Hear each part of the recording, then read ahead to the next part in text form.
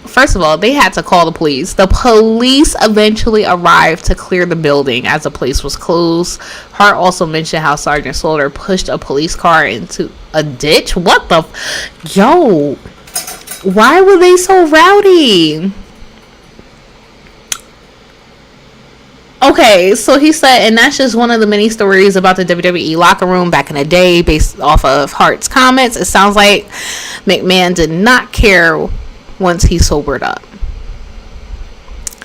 I mean, and there we have it, people. Vince in a strip club. I'm disappointed. Kind of disappointed in that story, mainly because it wasn't as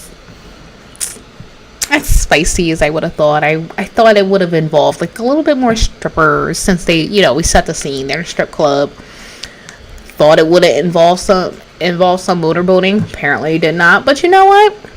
It did end it pretty well and involved him getting finishers hit to him. So, that's pretty cool.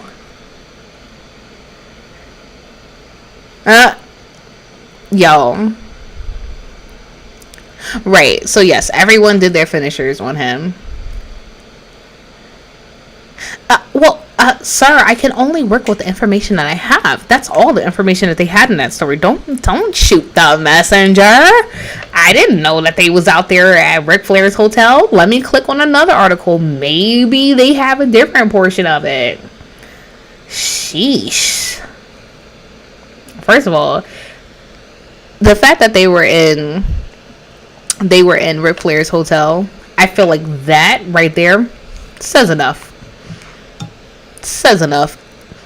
Now you're putting other images in my head. Now I'm seeing like Rick and Vince like tag teaming, and I'm not talking about like wrestling ring wise. Like, thanks. Oh, okay, good. He wasn't in the room. Okay, good. Okay, all right. So that clears up that image. Thank you for quickly getting that out of my head, because boy, I tell you, my mind was about to spiral. So like, okay, so now I'm curious. I mean, we do know, since we're talking about like random WWE stories, right? We all do know that like Scott Hall killed the guy before, right? That's like my fun fact. When somebody asks me oh, do you have a fun fact that you know, or whatever the case may be? Yeah, Scott Hall killed the guy before. People were like,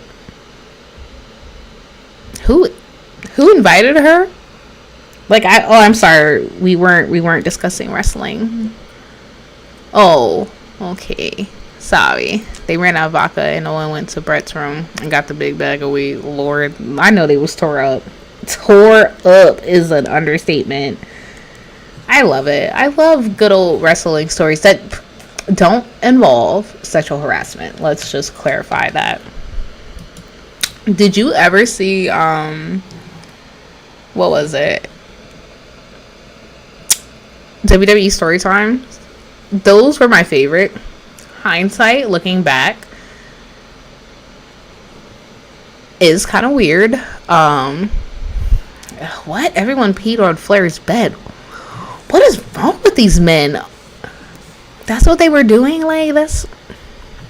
First of all, I'm gonna just tell you right now, as someone grown, I don't care. We play sports, we do whatever, we work. Listen, if I was a man, another grown man peed on my bed, death upon him. What? You did what? Sir, death to you. That would have been it.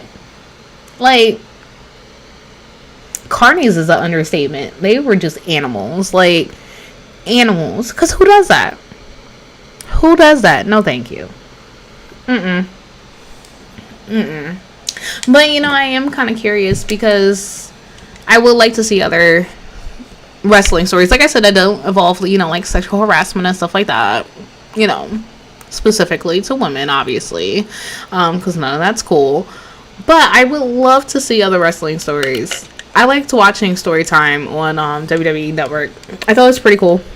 Um, just seeing the perspective of different wrestlers, and Randy Orton did one episode where he was talking about his thumbtack match that he agreed to, and how he's like, why the hell will I do that, and how he was like overthinking it.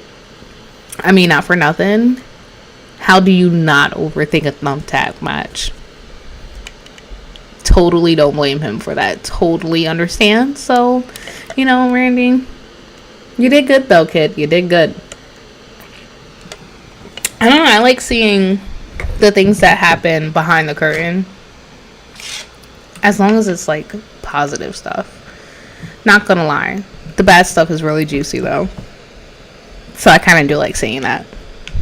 Can't lie. I'd be lying to you if I said, oh, that's bad. It's so terrible. No, you can educate me. I'm a big girl. I can handle it. Who did what? Oh, that's what they did? Oh. Well, yes, those are baby stories. I will like the hot and spicy, would love to see. But they have their hands tied as to what they can and can't say. So there is that. But I wouldn't mind it. Just saying. See, now I'm looking for other stories because... Oh, that title just doesn't sound right. Meltzer on Vince McMahon taking other guys' finishers. Sir? Like, did you not proofread that? Did you not? Ooh. I just watched a clip of Goldberg kicking Bret Hart in the side of the face at Starrcade. Speaking of kicks, and then I just saw no, I'm not, this isn't slander, but I just saw a clip of Matt Hardy, with his stiff knees. How do we feel about Matt Hardy? We kind of like waiting for him to retire at this point. We want to see him in the ring still. We're okay without him. Are we waiting till Jeff comes? Because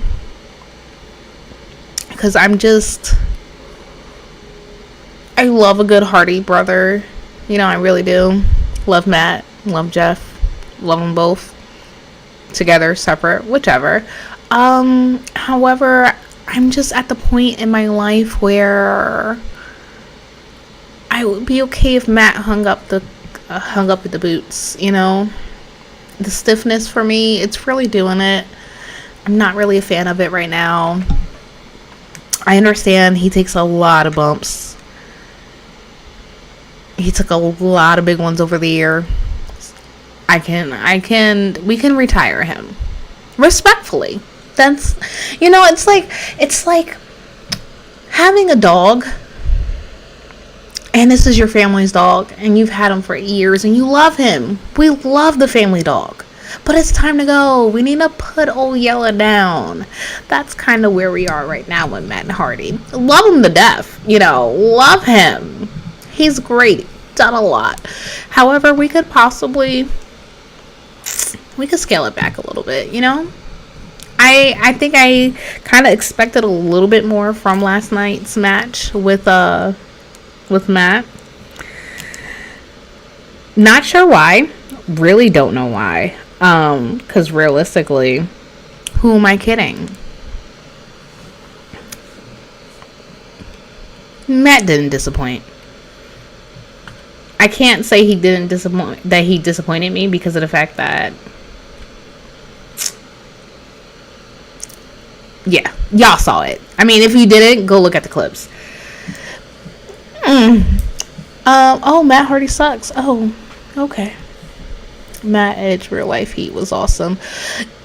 Look, you want to talk about spicy? That was spicy. Like, let's really think about it, right? Let's go back to the time. Let's put ourselves back into like 2000s, right? Vince McMahon ain't shit. He really had them do the storyline with Lita, put all their business out there, and eventually, at some point, have Edge and Lita in a bed in the middle of the ring. Like, my guy. Really? But you know what? The storyline it gave everything it was supposed to give. It did our little hearts some justice.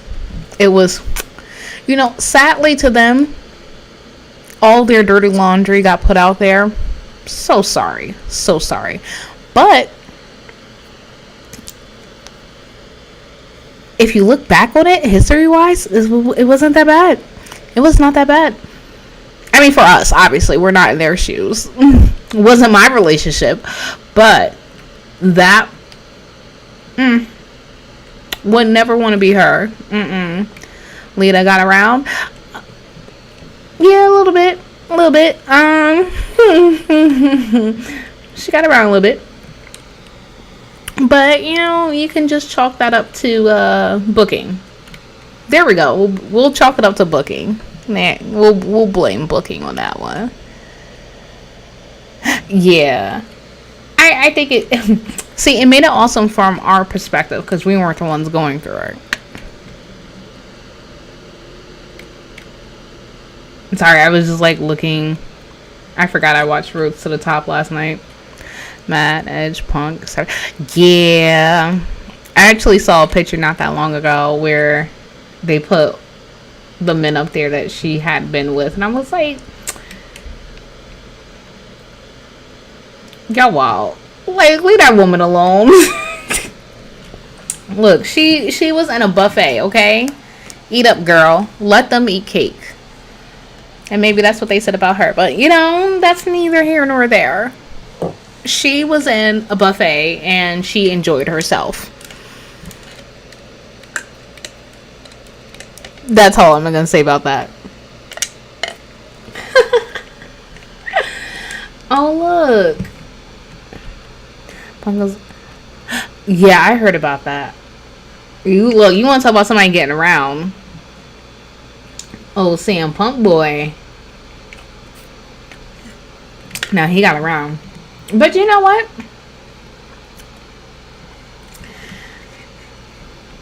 I don't blame them. I don't blame them. To a certain extent. To look at it, right? From the outside looking in. If you will.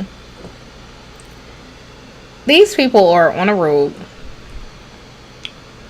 almost all day, every day. What do we expect? Why not? You have someone available to you right there. I mean, situations are a little bit different now. Culture is a little bit different.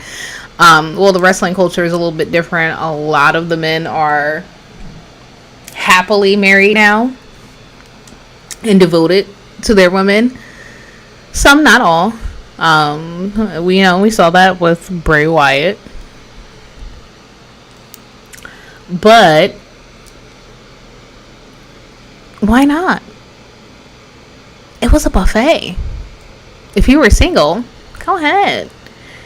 Maybe you don't mix business and pleasure, but at the same time, where else would they have had the time? That's a sticky situation. I can't say if I was ever in their shoes, I would do the same. But look, Punk had needs that need to be met. And he was going to dibble and dabble and whatever female at that time was going to give them. So he did. Oh, man. Just looking at the card from last night. A lot of people aren't too fond about Bobby Fish coming back. I keep seeing, people talk about his age, and it's just okay. If we were going to discuss his age, and he was, deathly out of shape, I could see that being a topic of discussion, oh my God, Bobby Fish is so out of he's so out of shape, and why is he even wrestling? Like, first of all, he just left NXT not that long ago. Just left. They make it seem like this man has been gone for like 40 years. He's 44. He's only, and I'm going to say only, he's only 44. So what? He can still go.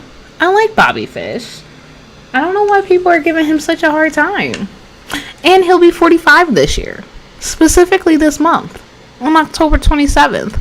Like, I really don't understand what the issue is that people have with him. I think he's such a great wrestler. He's good. He's good. He's nowhere near, like, you know, some other wrestlers that are his age or older and still get in the ring.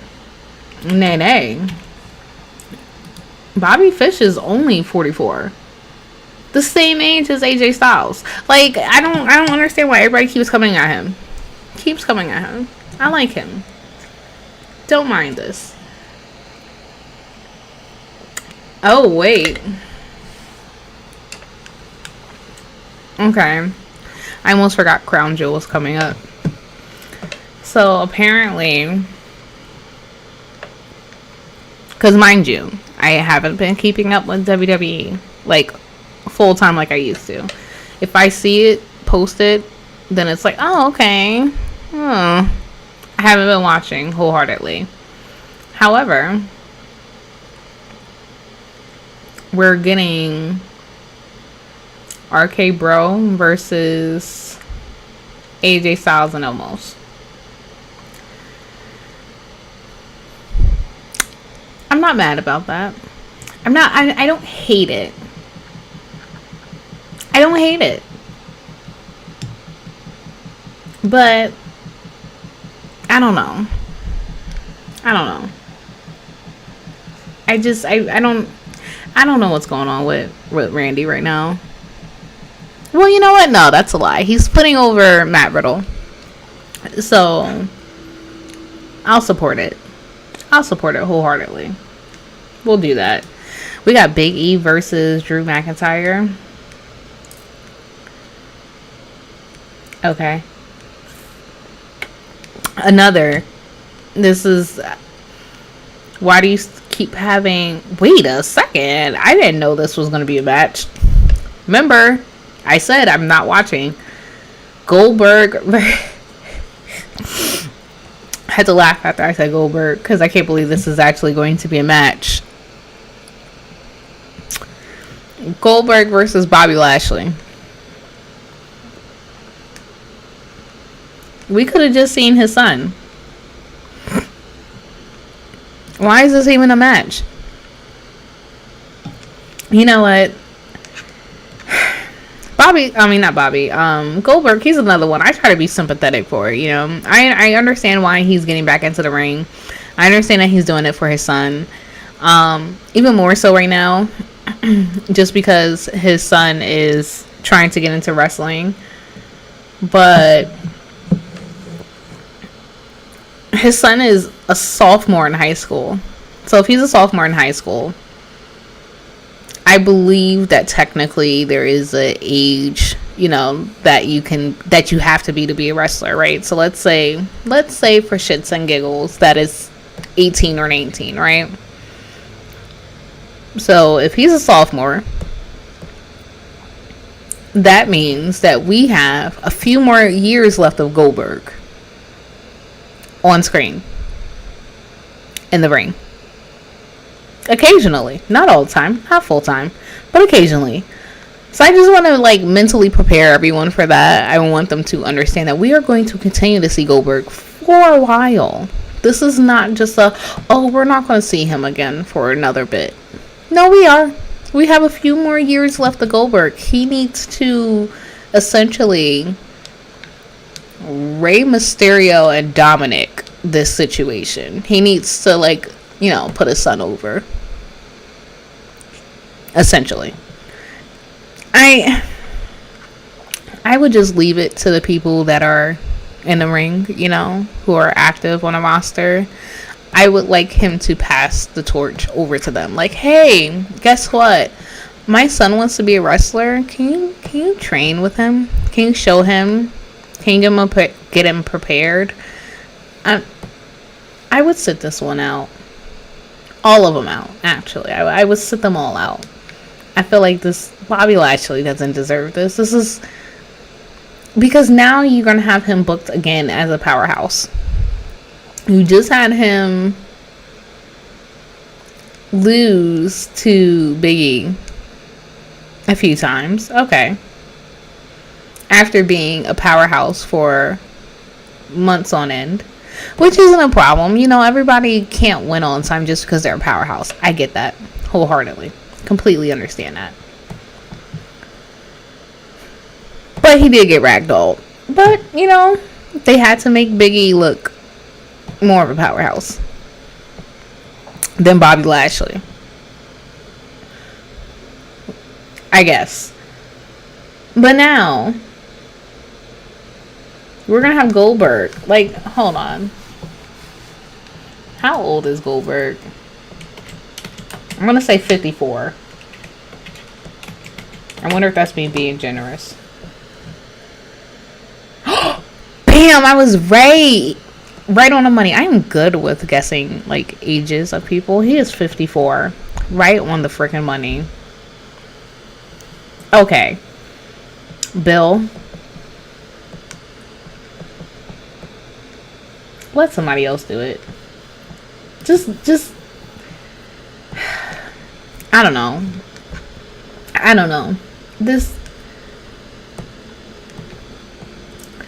This pay-per-view doesn't even look... The match card so far doesn't look that great.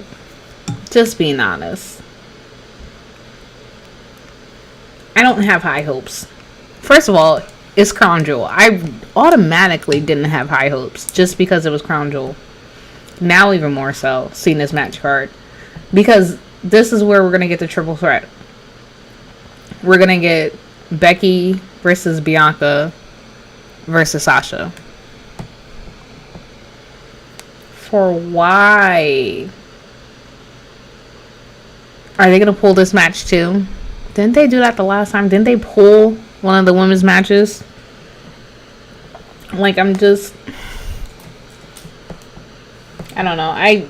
At least now going forward, we won't have to see this feud again, technically. Because of the fact that they're all going to be on separate brands. Which eventually they're going to do with the brand split anyway. Because they did this whole big draft only to leave 3 or 4 people free agents. I think one of which is Bailey. I don't get it. But you know what? I don't even try to get it anymore. I really don't. I just leave it as is because it's not my job to understand. It's not even my job at this point to watch. If it's good, I'll watch it. If not, I ain't missing nothing. I just want to see who Paul Heyman is going to pick. I do want to see that. I will continue to keep up with his whole Roman and Brock storyline solely to see how Paul factors in all this. That's probably one of the most interesting parts about this entire storyline. So I would definitely like to see. Maybe they can do like a custody match, you know? Remember how we had a custody of Dominic?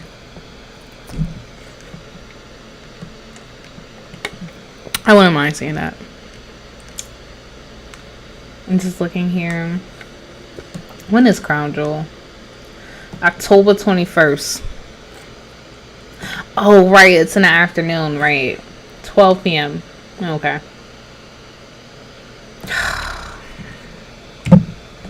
I think I'm gonna watch it, y'all. I say this, right? I say this now. I'm like, oh yeah, I think I'm gonna watch it. Then the time's gonna come, and I'm not gonna watch it. Or because I'm notorious for doing this, right? I'll watch the pre-show. I'll watch like the opening credits. Then like 6 minutes into the first match, I'm like, oh, and I turn it off. It's not. And if you've been watching me over the weekends and stuff like that when I do my other shows, you know how I feel.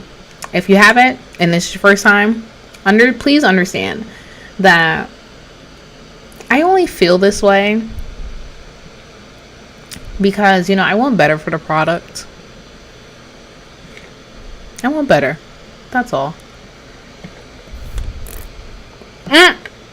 You want more hot, spicy, and juicy stories? Let's see what hot, spicy, and juicy stories we can find. Let's see.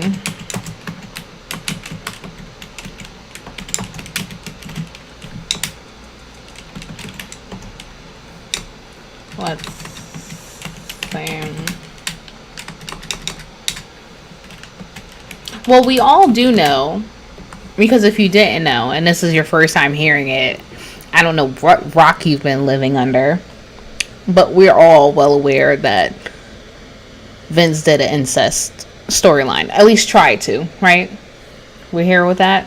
We all remember that? We recall that? Okay. Piggybacking off of that. Yes, booze, drugs, and sex scandals. Woo, woo. Matter of fact, sure. Piggybacking off of that, let's go into the alleged rumors of Stephanie McMahon, since we were talking about her almost incest storyline, because that was weird. I'll never forget when Vince kissed his daughter. I'm gonna stop right there. If you saw it, you know exactly what I'm talking about. You know exactly what I'm talking about. If you didn't, go look it up. Ruin your sleep for a few nights. So, there was a rumor, which you might have heard of, and if you didn't, still living under a rock, about Stephanie, the princess, and Macho Man Randy Savage. Did you know about that, darling? Did you hear about that one? Well, let's dive into that one. Now, I know A&E, is it A&E? I think it's A&E, who is currently doing different biopics of different wrestlers and stuff like that. Allegedly, they barely touched on it. Like, when I say barely, I mean like, ooh, a little sprinkle. However, let's see what we can uncover, because what?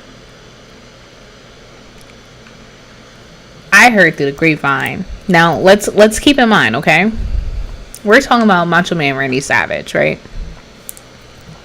And Stephanie McMahon. So if we do some math here, right, that would place the princess at about 15, give or take. 15, 16, something like that. So this rumor started in about 2004, right? Okay. So I'm going to tell you, yeah, oh yeah. I'm going to tell you how this rumor even came about. A lot of people don't know how this rumor even started. So, on September 15th, 2004, the Death Valley Driver message board, remember message boards and how popular they were before we really had social media? Loved message boards, but okay. They encouraged their members to go ahead and post the weirdest, most shocking wrestling dirt that you can think of. Okay. So at least like 47% of people reading the post might never come across, right? So we don't know, right? Because this was on message boards. People were told to post whatever wrestling information, the juiciest secret that you heard that at least 47% of the people wouldn't have never heard of. Would have never. Now, remember, this is 2004. So, remember how I said before, a lot of rumors were word of mouth and message boards. So this is where we started. So it says Macho had his way with Stephanie. Now at this time she was about 14, allegedly. This is all allegedly. All allegedly. This was back in 1994, 1995, and that Vince had found out, and that that was the true ending for Macho Man in WWF at the time. So they said it makes sense because he was never asked back or has been really showcasing those nostalgia video packages that they do from time to time.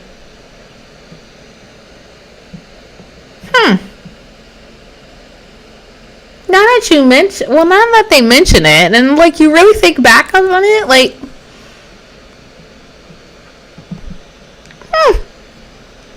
okay, that's essentially kind of true.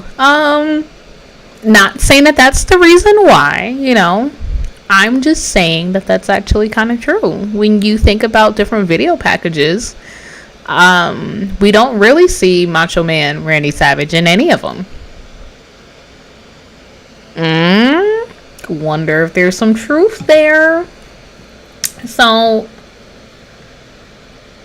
they actually do clear it up, because remember, this is a rumor and we're gonna not be one-sided here, right? So somebody clears it up and they said, for the record, Stephanie McMahon was not 14 at the time, as she turned 18 on September 24th, 1994. Okay, so we cleared that up. She was 18. Okay. So it says, as it happens with the internet, the rumors spread very quickly, and the urban legend just continued to grow as layers have been added to the rumor over the last 16 years. Some have been more on the mild side, while others have taken things to the extreme, such as Linda McMahon hiding an abortion from Vince to cover up the relationship. What? Oh my God, they really ran with that, huh? This rumor was a big part of the conspiracy theory on why Vince McMahon refused to induct Macho Man Randy Savage into the WWE Hall of Fame until after his death in 2011. Savage was inducted in 2015. Randy Savage never spoke publicly about the alleged relationship with Stephanie McMahon before his passing, and Stephanie has never commented on it either, and likely never will.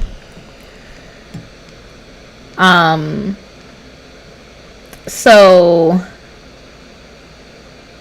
who is this? On May 2020, Stephanie Bellers, the ex-girlfriend of Randy Savage, who also served as his valet in the later days in WCW, as Gorgeous George, appeared on the Hannibal TV YouTube channel and said that, quote, the Macho Man told her everything that happened with Stephanie McMahon. When specifically asked if she was told, this was Belair's response. Oh, he told me. He told me one day when we were on ecstasy on the beach. Okay. I'm sorry. Pause right there. What? Okay, so y'all was doing ecstasy on the beach, and this is when he told you? But you remember the whole conversation. Alright. Cool. Unpause. I think he didn't mean to tell me that. And then the next morning he goes, did I tell you anything last night on the beach? I'm like, you sure did. He knew exactly what he said. And he was like, shit. Because it was kind of like the truth drug.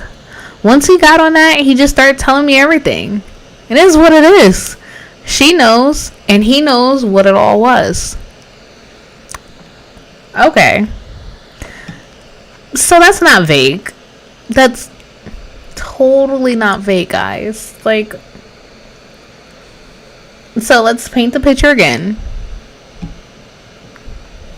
She's possibly 18, right? If this is around when it happened, she was 18. Okay. Meltzer was one of the dirt sheets really pushing the rumor, saying the top WWF officials said it was fact. That doesn't surprise me that he would push it. It really doesn't surprise me. I'm actually really surprised that the fact that she's like, oh yeah, we were on ecstasy and we were on a beach and this is when he told me. Okay. Sure, hun. And it looks like that's all they really talk about on that situation, because then it goes to say about, you know, Randy Savage met Miss Elizabeth in a wrestling promotion run by his father. It just basically goes back into the relationship between him and Mrs. Elizabeth. Okay, so they are literally covering everything. I don't know how it jumped from Stephanie to that, but wait, what? A look back on the alleged plot to murder WWE owner Vince McMahon. Okay, so it says that he's made... Yeah, it sounds a little bogus.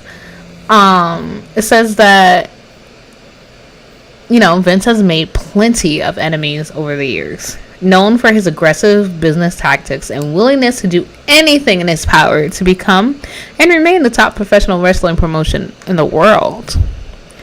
McMahon often threw rules, even unwritten rules and regulations, out the window, just to stay on top.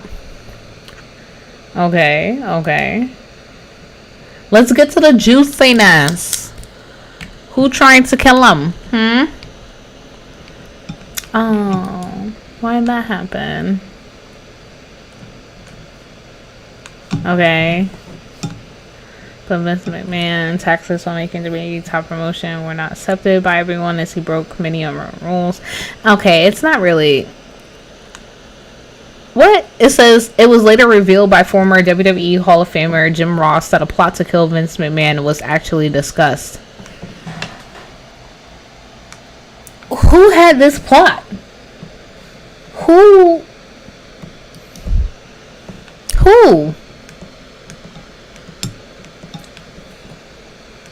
What? They was that shook? I mean, I can see it being a thing. He did step on a lot of toes. Let's not pretend like he didn't, right? He stepped on a lot of toes. So I'm actually not too shocked, but then at the same time, how do we not show up like or say any names? Who was trying to kill him, or who had this little plot to kill him? Vince is invisible. You know, I don't know if he's that invincible. Because it's in his name. I don't know. I think he's dodged quite a few big bullets here. But he's gonna come crashing down. I hope not. You know, let me not say that. I hope not. I hope he doesn't come crashing down. Let me clarify that. I hope he doesn't come crashing down. I hope that he actually steps down when he's ready to. When, you know, he's like, okay, I really can't do this anymore. Do I see him stepping down? No. No, he will ride it till the wheels fall off. And even then, so best believe he probably already has like a will listed with, you know, details of matches that, you know, he probably has a script in his will. Would not put that past him at all. This website's like really messing up. Just gotta get off of that. You are totally right about that. He is 75. It's still going strong. And not only that, but yes, he still works out like crazy. You know, he lost me with all the Botox and fillers in his face. That part, it's like... But, I understand. You gotta do what you can try to do to stay young. I get it. I get it. No one wants to get old. I get it, Vincent. It's cool. Let's see what other... Let's see. We'll do one more story time. One more. Let's see.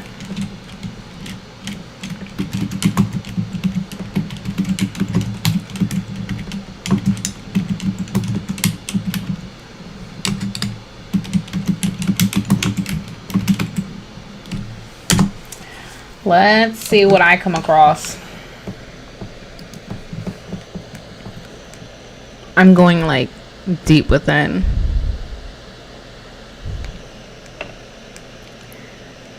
I'm looking for a good one here.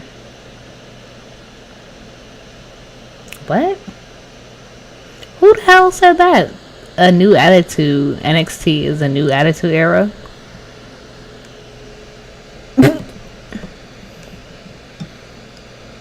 Not touching that with a 10-foot pole. Not even gonna do it. Nope. I'm looking for like something really juicy. Like,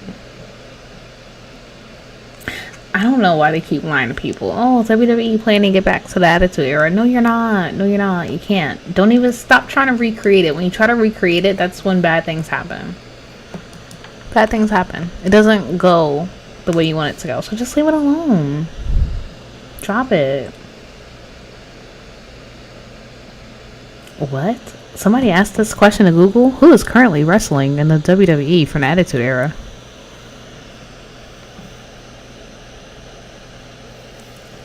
What? That they are. Let's see. I'm like... want something good. You know what? Matter of fact, let's pick a wrestler. Pick a freaking wrestler. Who we going with here? Who are we going with? My other fun fact I will tell you in the meantime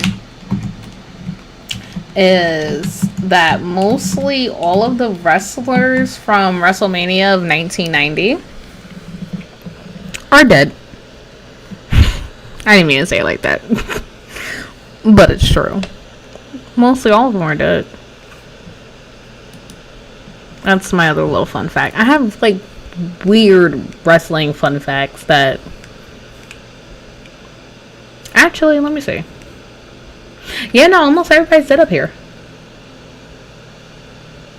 It's easier to just see who's still alive at this point, looking at this list.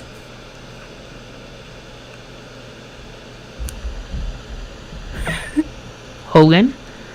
Did I see his name up here? He's in this one, right? 1990. He should be. Right? Yeah, he's in this one. Yeah, he was the freaking main event, I believe. Oh, yeah, here he goes. Ultimate Warrior defeats Hulk Hogan.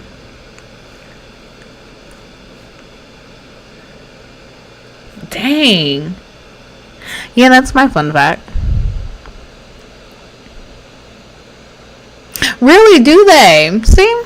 I should be on their show.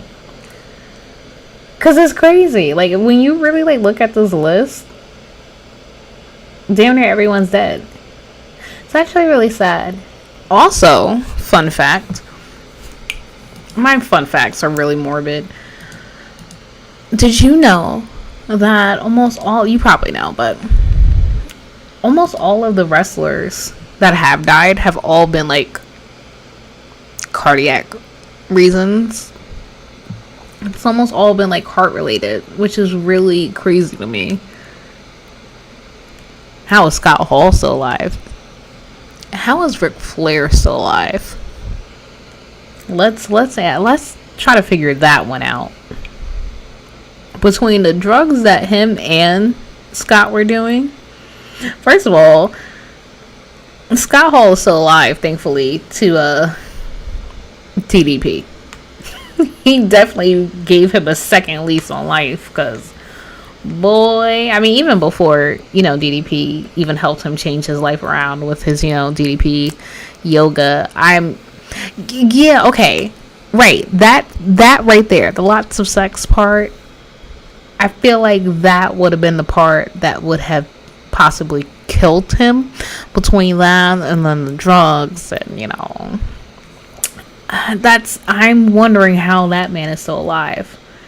I feel like not all those times were, protected. I don't know. You know what? Fine. That's who we'll look into. Let's pull him up.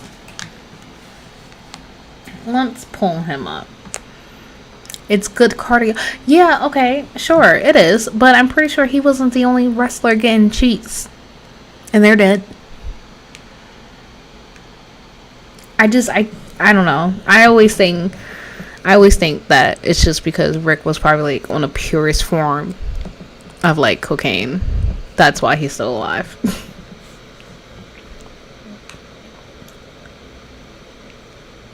I think it's just weird though at the same time. Did you see that he actually released or his team released a statement? Because apparently there's another episode of Dark Side of the Ring that's coming out that is going to mention him. First of all,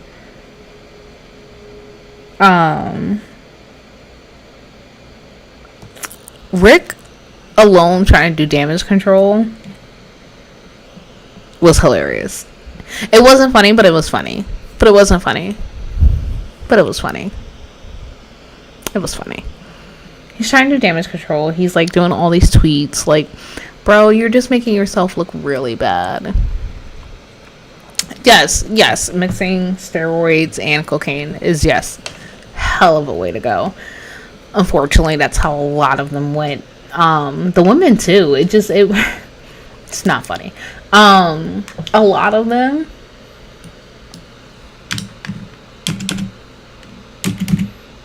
It was not a good look for them. It really wasn't. Let's see. Ooh, what is this? Let's see. Let's see if this is probably not anything that juicy. Oh wait, no, hold on. Let's see how deep we can get into this. Michael Hayes. Scandal. Racist language allegedly enabled a recovering alcoholic. Status: WWE agent, producer, WWE Hall of Fame. Jesus, why do they have it written like this? Scandal, their status. Like, my guy. Okay. Guy who does all research for Dark is a piece of shit dirt. Oh shit, who's all about cancel culture. Oh, that's who. I never paid attention to the credits. So how do you feel about Jericho being a part of it and narrating it? You feel the same way about him? He's just doing his job. He's just telling us the rumors that we heard. That made me think about Umbrella Academy. I heard a rumor. Okay, so this one with Michael Hayes, it's not all that juicy. Just that, like I said, racist language allegedly enabled a recovering alcoholic. Who? Scott Hall?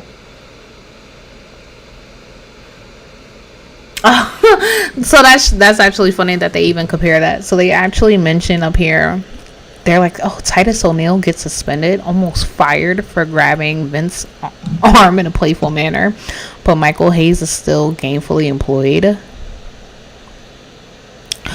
Oh, that's what he said to Mark Henry. That's not funny. I'm not even going to repeat it. If you want to know what I'm talking about, please look up what Michael Hayes said to Mark Henry. Pretty sure you could just type in like Michael Can't speak. Michael Hayes, Mark Henry. Oh, he allegedly went out drinking with Rosa Mendez after she got back from rehab.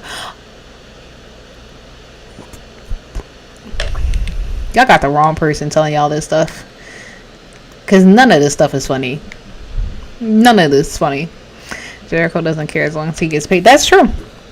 I don't want to give a shit either. Guess what? That's me now. And I'm doing this shit for free.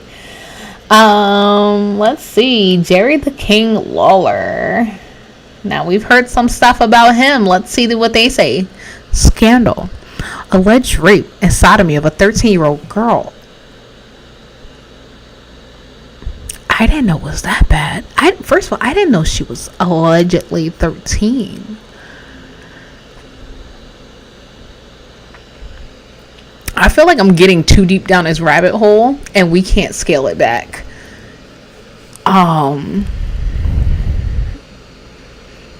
What?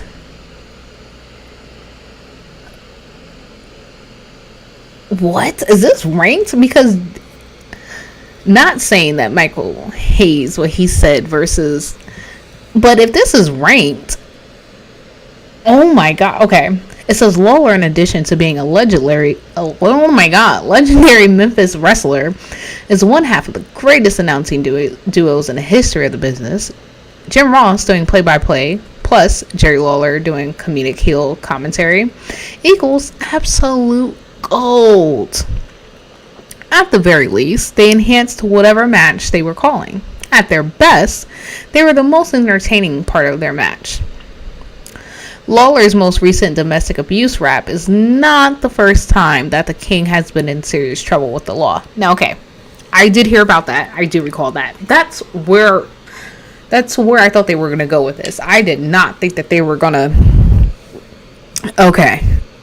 Let's see. Back in 1993... Oh, we are going all the way back. This is why. I was 3 at the time. This is why. Okay. So, Lawler was charged. Oh, my God. He got charged? Oh, my God. Okay. So, my man's was charged. Yo, I swear... I'm going to start doing specific episodes on like juicy topics and I'm going to research the hell out of them because what? My man was charged with rape and sodomy of a 13-year-old girl. Okay, but okay. Then it says all those charges were eventually dropped. Lawler, he actually pled guilty to harassing a witness in a case, a 14-year-old girl who was going to testify against him.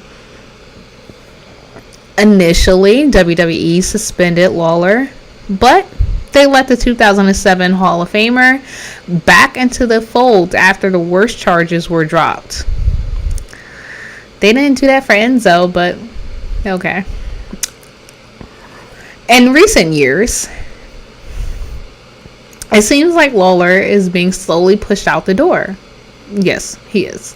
He was removed from his color commentator post on Raw after 19 years. But I don't feel like that's him being pushed out the door. I just think that he's like, I'm getting too old for all this. It's been 19 years. I don't think that's them pushing him out the door. Whoever wrote that. Meh. Okay. The one that we all know. Oh no, I almost skipped it. Oh, why did it just skip? Uno momento. Okay, so this one we all know. Superfly Jimmy Snuka, alleged murder in the 3rd degree. Obviously, he is a WWE Hall of Famer. He's class of 1996. Okay, so we've gone over this pretty extensively. But to put it bluntly, all the evidence indicated that Snuka killed his girlfriend in 1983, and no one, neither WWE nor the Pennsylvania police, seemed particularly inclined to investigate any further. Even despite damning physical evidence and multiple conflicting statements by Snuka himself. Snuka would continue wrestling for WWE despite the obvious implications, and he was inducted into the WWE Hall of Fame in 1996. In 2015, after the suspicions and charges resurfaced once again, Snuka's profile was removed from the online WWE Hall of Fame. Still, the company was more than happy to make money off of him and that's not funny, but and proudly associated with him during all those intervening years. I love the way that was worded. Of course, Nature Boy Ric Flair. Alleged sexual assault. Pretty sure we know where this one's going, kiddos. Currently, actually, this must be a little outdated because it says he's currently employed by WWE. We all know that he decided to let his contract go with them. He's, of course, a WWE Hall of Famer, class of 2008. This incident took place on the infamous plane ride from hell, an alcohol-fueled orgy. It's not funny. From the stories that we got, at least on Dark Side of the Ring, it wasn't an alcohol-fueled orgy. Of douche... Okay. Oh, of debauchery. Okay, and it wasn't all that. But whatever. We'll just run with it. It's what it says. We'll keep going. Okay. So, it occurred on a 7-hour flight from Great Britain to the United States in 2002, even though I thought that was 2003, but whatever. Brock Lesnar, Mr. Perfect, got into an amateur wrestling match on a plane. Michael Hayes and JBL got into a fist fight. Scott Hall was a creep. I thought he was asleep. Now he was a creep. But Flair took the cake. He walked around the plane wearing only his robe, flashing the flight attendants, twirling his penis, and forcing the flight attendants to put their hands on his crotch. WWE settled the attendants' lawsuit out of court, and they inducted Flair into the WWE Hall of Fame in 2008. Next one, the fabulous Moolah. So funny because we just definitely discussed her tonight. Alleged corruption. Okay. Alleged sexual exploitation. She was, of course, inducted into the Hall of Fame, class of 1995. So, of course, it says that she's one of the most celebrated female wrestlers of all time. She's having held the women's title for longer than anyone else in the company's history, right? Because she held just the title regardless for like 30 years, but whatever. In her later days with WWE, she was well known for doing comedy bits with fellow WWE Hall of Famer Mae Young. Those were disturbing. I will never get those schoolgirl outfits out of my head ever. Moolah and her husband, Buddy Lee, ran a school for female wrestlers decades ago. For a time, Moolah took a black female wrestler named Sweet Georgia Brown under her wing. And in an article written for the Free Times, Brown's Children's aired out a ton of dirty laundry. Among the allegations, Brown was raped and drugged on a road in an effort to control her. The article heavily implied that Moolah stiffed Brown's family on their mother's earnings. Moolah, in her defense, denied any wrongdoings, of course. But former WWE wrestler and valet, okay, okay. Okay, so she agreed that Moolah was pretty shady. Okay, was 16 years old. Moolah sent her to take pictures for an older male cardiologist. They were non-nude pictures, but still, the incident comes off as shady. I don't know if that really comes off as shady. If they were non-nude photos, were they suggestive? Then maybe I could see that being shady. But if they weren't suggestive, then how was that shady? I know I don't see the Big Show's name up here. Hold on. Scrolling.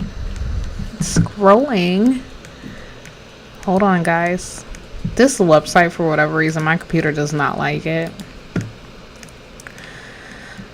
Okay, we did Nature Boy, Fabulous Moolah, British Bulldog, alleged spousal rape and alleged domestic abuse. Oh, okay.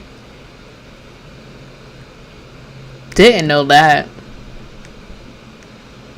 I don't know how I missed that, but oh, they have gold dust up here for alleged domestic abuse. This is definitely old, or it's someone doesn't know their shit because it says that he's currently employed by WWE. I have to see when this article was written. Oh,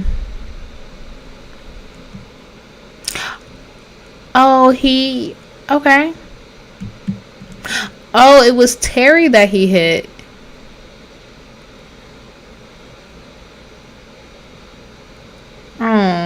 Okay. It was Terry.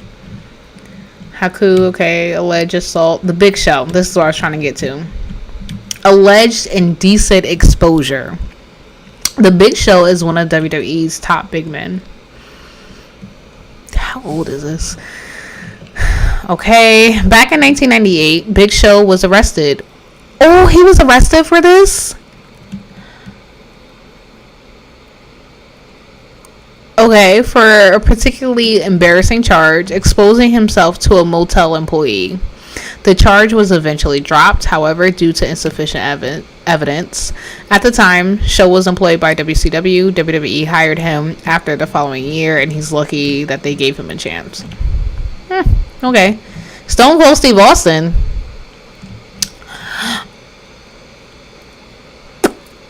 Okay, I remember this. Okay, so for Stone Cold, his scandal, alleged domestic abuse. You hear that? Alleged domestic abuse. Alright, so it says if there's anything on a list that WWE wishes never happened or prayed would just go away, it's this one. Ex-wife and former WWE valet Deborah accused Austin of physically beating her while they were both employed with WWE.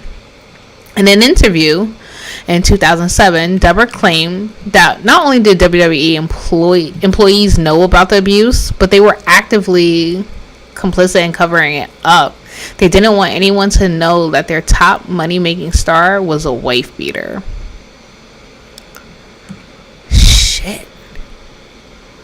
Well. Okay. Wow. So Stone Cold out here busting heads. That's not funny. We don't joke about domestic abuse here. Not making a joke, by the way. Totally not making a joke. That's actually really sad. Remember, people, these are all alleged situations. Everything's alleged. I was not there. You were not there. But that last one kind of took the cake. I heard about a rumor about it, but I didn't know that she actually came out and said that this was happening. So Jesus, it's so spicy. I'm just looking here to see what else. They're talking about Scott Hall and his, drug abuse and all that other stuff. I'm actually going to start researching different wrestlers, and this is what we're going to do. We're going to pick a topic once I, of course, get all my research, and I promise it won't be one-sided. I'm going to be as fair as I can be, but don't shoot the messenger if it is one-sided, because I can only give whatever information that I have, so be gentle to me. We're going to start going over all these different scandals. Tell me whatever topics you want me to dig up. I will try my best to find whatever I can find, but these are juicy. Some of them are. Some of them are legitimately juicy. 10 wrestlers who dislike Goldberg. I mean, almost all of the wrestling community really doesn't like him, so there's that. Anyway, I believe we are going to wrap it up tonight. It is getting late. My coffee is wearing off. It's been real, guys. I love you guys. Thank you for coming out with me tonight and just chilling and, doing some wrestling and chilling. Of course, don't forget, give me a thumbs up, subscribe, turn your notifications on. I will definitely be back on Saturday at noon. Today is Thursday. I had to remember what today was. So yes, I will definitely be back Saturday at noon. Right here. But it won't be just me that time. I'll be with my homeboys. So, all good things. I will see you guys later. Have a good night.